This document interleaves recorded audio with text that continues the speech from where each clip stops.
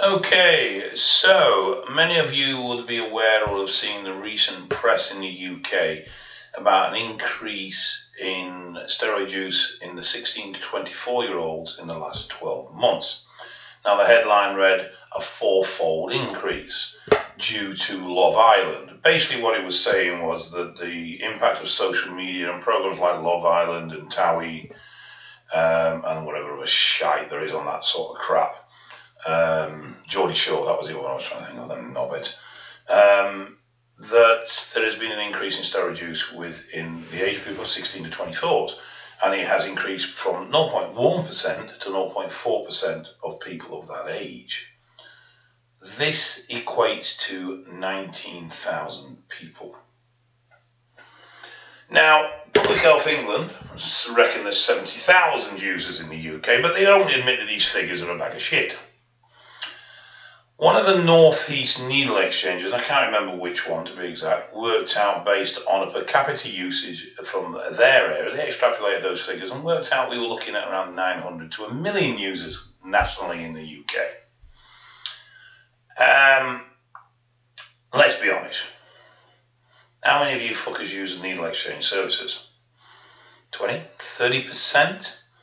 So if you base it on those figures, then we could be looking at 3 million users. All right, hang on a minute. Northeast has a high percentage of users. That's definite. There's a high concentration of users in the Northeast compared to other areas. That is a statistic. So, okay, maybe 2 million. And that's the sort of figure that I've always worked around, that roughly there is 2 million users in the UK today. Is it on the rise? Not sure. Potentially, yeah. There's definitely a steady influx of new users. That's definitely, whether that's equating to an overall increase in users or not, because there's obviously those that are stopping using as well. Has social media had an impact? Oh, definitely, without doubt. Body image issues and definitely people being more conscious of their physical appearance has increased within the male population over the last 3 to 5 years. And males are now experiencing social pressure akin to what females have experienced for a very long time. Unfortunately, a lot of what is portrayed in social media is bullshit. There's as much photoshopping and airbrushing and editing and filtering going on someone's Facebook page or someone's Instagram account as there is in a high-gloss fashion magazine. Even the bodybuilding magazines, they're photoshopped, they're airbrushed, they're edited. Well, probably not a lot of you knew that. So we have an unreal expectation of what is achievable. We also have a large number of claimed natural athletes.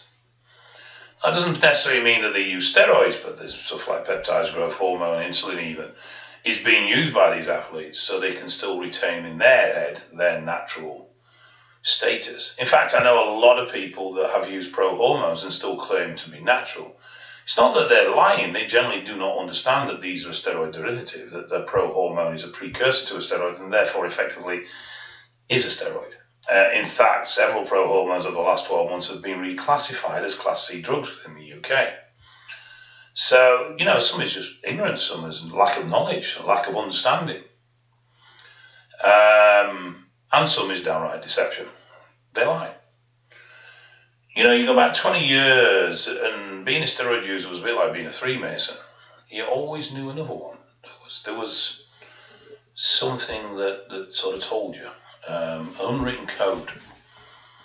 And steroid users looked like they used steroids, not necessarily ripped, but they carried mass. There was something that indicated that they were users. The vast or a large amount of people that I work with now not only don't look like they use steroids, they don't look like they use a fucking gym. And that's quite disturbing, really. Is this down to the quality of the drug that's available? Potentially. There's a lot of shit out there. But I think more likely this is down to the route in which these people come to take these drugs in the first place. You see, when I first started using steroids, steroids were very much a secondary or tertiary thing. Your primary goal was training hard. And to a degree, you weren't even allowed access to these drugs unless you proved yourself in the gym. And that was it. You know, that was what people strive for. They strive to train harder. God, I remember reading Flex magazine and thinking the only difference between me and a pro was the fact that they trained harder than me. So that's what I didn't even know they used steroids. I was that naive back then. So that's what I endeavored to do, was train harder. And though there are those within the bodybuilding circles that definitely train hard, you know, your likes of JP and stuff are insanely hard trainers. In the peripheral areas, those that aren't competitive, those that aren't deeply entrenched within the world of bodybuilding, those that are casual users or just used for image, or just used for self-confidence, whatever their motivations may be, training hard in those sort of circles seems to be very, very lacking. And as a result, we have a generation of users that don't look like users.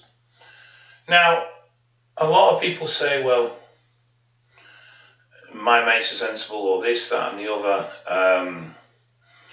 But the thing is, you know, or it hasn't increased that much, or whatever it is, you only see a small portion. You only see your immediate areas. And if you're a bodybuilder and you're into bodybuilding, then generally speaking, you probably only communicate with like-minded individuals. You socialize on Facebook pages that cater for the sport.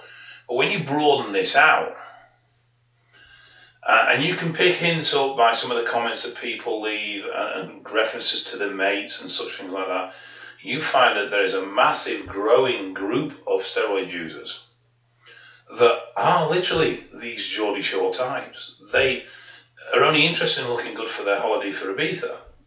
They don't have a work ethic when it comes to training. They don't particularly have a solid diet when it comes to training. And they probably diet well for 6 to 12 weeks of the year prior to their holiday, and that's it. They look for a shortcut. They look for a quick fix. And these are the groups of people that are at great risk. And unfortunately, it's a large percentage of these people have a cross-polymer drug use. Now, for those who don't understand what that means, it means they take different drugs.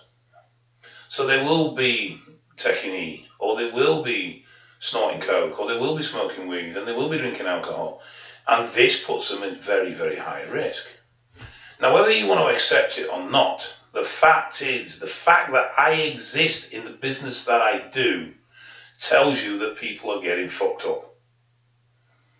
The fact that I get on a busy day in excess of 60, 70 messages from people that have messed themselves up, that are having problems. Now, some of these are simple things, water retention, libido issues, you know, that don't take a major amount. But some of these are serious. Some of these people are having heart attacks. Some of these people are having severe mental breakdowns, severe anxiety issues. And some of these people, for any intents and purposes, are addicted. I'm going to be doing a case study on a gentleman shortly. He is accepting and he is willing to do this. Who, for all intents and purposes, in every definition of the word, is addicted to steroids. He's quite high profile within the world in which he operates. I don't want to give his name out as yet, because I still want to clarify a few things with him. And that's something I'm going to make a video on. But the point is, you know, a lot of people, you can't be addicted to these, you can't be that. It is happening, guys. You're right. There are more health things going on out there than you realise, and the people with problems is quite large. And from a point of view of shutdown and infertility, that area is massive. And a lot of guys just don't care. You know, they're 23, 24, they're fucking about, they don't really want kids anyway. So they're not really fucked if the balls don't work, because they'll just take Viagra and ram some test in the system. And they're quite happy to say, well, fuck it, I'll just go TRT. Because they've got access to the drugs. And when you think about it, 25, 30 quid for a vial of test, it's going to last you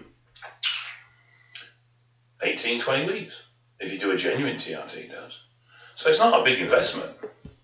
So they're quite happy to continue, forgetting the fact that what they're taking is not a pharma-grade drug and there's impurities in there and heavy metals in there, and over time it's going to cause them problems. The recent video I put out about blast crews and the consequences of that, loads of people got in touch who had been on 3, 4, 5 years and had suddenly gone, shit, yeah, I might have an issue here. So, yes, the newspapers sensationalise things, and those numbers are shit. Have we had a 4-fold increase? I honestly couldn't tell you. Has it increased by 19,000? Has it bollocks? It's increased by a fucking way load more than that. But there are other user groups that are increasing as well. 50, 60, 70-year-olds wanting to regain their youth. So that the user profiling is more expansive. Are bodybuilders a concern? No more than they ever have been. You know, their usage is pretty consistent. Generally, they have an idea of what's going on. People still get fucked up. Case in point. But they still generally have an idea of what's going on. Though I'm still seeing alarming numbers of bodybuilders with various complaints. The big risk area is the lads that want to look good in a t-shirt on a Friday and Saturday night. They're the ones that really haven't got a clue. They're the ones that are advised by their mate. They're the ones that take 600 tren on their first cycle. They're the guys that are at risk. They're the guys that don't look after themselves, that don't particularly follow a good diet, and drink to excess and take coke to excess and various other things. And that's quite a large group. And as a result, you know, we are starting to see issues. We are starting to see more and more health implications. Now, they're not always being put down to steroid use. There's been 19 deaths attributed to steroid use, I think, in the last 15 years, 12 years. So it's not big numbers. I would suspect that there'll be one or two that have contributing factors. And one of the things you always hear when you hear someone who you know is a user has a heart issue, or it was a genetic heart defect, or it was a hereditary thing. And that's because a lot of times these present themselves as such. And if a user hasn't admitted steroid use, then there is no reason to suspect steroid use. I mean, I have a brother who's a paramedic locally. He's worked in the service 30 years, 25 years. And he's seen an increase in call-outs to large-framed individuals suffering with chest pains. So, you know, it is happening. There is a turn. Pope, I don't know, maybe you were aware of Pope, but he's done quite a lot of studies with steroids and he's quite well renowned within the academia world of steroid use. And he, not too long ago, said that we are now at the point with steroids where we were with cigarettes, when we suddenly went, oh, hang on a minute, we might have a problem here. The truth is, we don't know, but we are seeing more and more problems. So, when a lot of you shout up and down about these articles or they're full of shit, yeah, they are sensationalised, yeah, the numbers are cooked or whatever they are, but in reality, there probably hasn't been a 4 times increase in 16 to 24-year-olds using steroids. But there's been a damn sight more than 19,000 started using them, that's for sure. And there are problems occurring. There are people having issues. Yeah, there might be dicks. Yeah, there might be knobheads and not know what they're doing. But that's the whole point, isn't it? The point is that they spoil it for everybody else. You see, for law and legislation to change, there has to be social impact. There has to be social pressure. Now, we don't really have a massive call from the public to ban steroids because they don't really understand them. And for most people, steroid and violent incidents and those sort of things don't really come across. We've had a few incidents where the papers have tried to blame the drugs, but in general it doesn't really happen. So then we look at social impact. Well, we're starting to see more and more people in mental health that have a history of steroid use. Now, does that mean that the steroids are sending them bonkers? No, not at all. they could have had an existing problem in the first place, which is why they took steroids, because they had issues mentally. So it's not always easy to say one caused the other or vice versa. But at the same time, we are starting to see more and more health problems. Now, as more people are seen to have problems with steroid use, be them psychological or be them physical with health, then we start to see an impact. We start to see an impact on the national health, and then we start to see a financial impact. And this money issue is what may drive legislation forward. So, if we want to keep our community as it is, then we need to keep our community safe. We need to keep users safe. We can only keep users safe if we offer good advice. So instead of jumping up and down about these articles being full of shit, maybe start asking, well, it's come from somewhere. These numbers are coming from somewhere. People are having problems somewhere. And the next person that quotes a fucking study about testosterone and its health benefits, I will ram it up their fucking arses. Because these studies are based on TRT doses on people that naturally or for some medical reason have low testosterone. And yes, it will improve their hours. They're not based on some fucker saying 600 mg a week, 400 tren on top, DMP and fucking T3 so he looks good for fucking Ibiza, and banging half a gram Charlie down his throat every fucking weekend. The fact is, we don't know how damaging or not damaging these drugs are at the doses that we run. But what we do see is there are people with health issues. Now, these could be lifestyle related. They could be the drugs. At this stage, we're not sure. So, this article, some of it is a crock of shit. The actual figures are higher.